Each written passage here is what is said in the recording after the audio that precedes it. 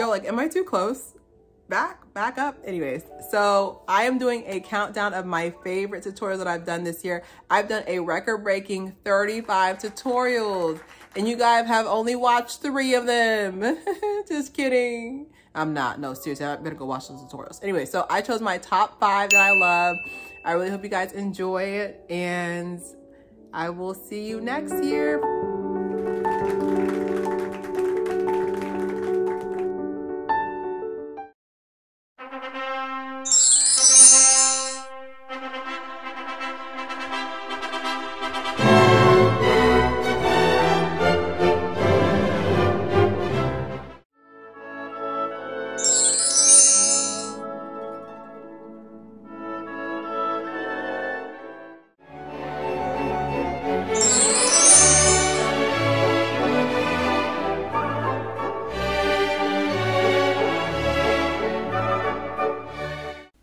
Antes de empezamos, gracias a ti, a mi amor, por esta idea.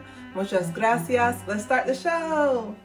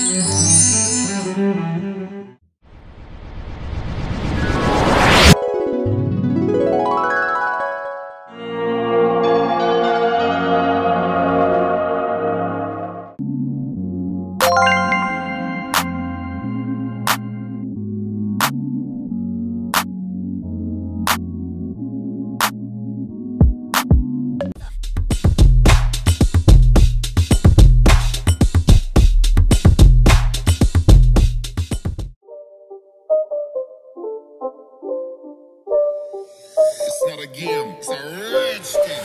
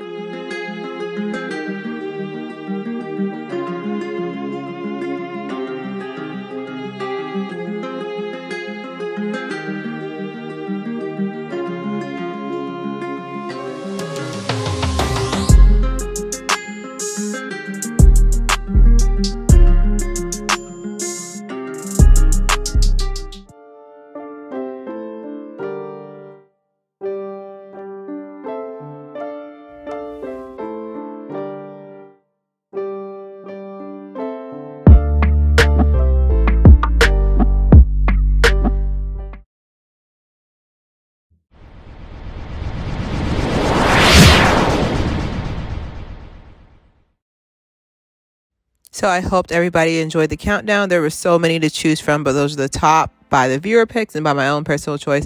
So what I'm saying is what I'm going to be doing in 2023. I'm going to focus on more Marley hairstyles. I feel like it looks something about the fact that the textures match.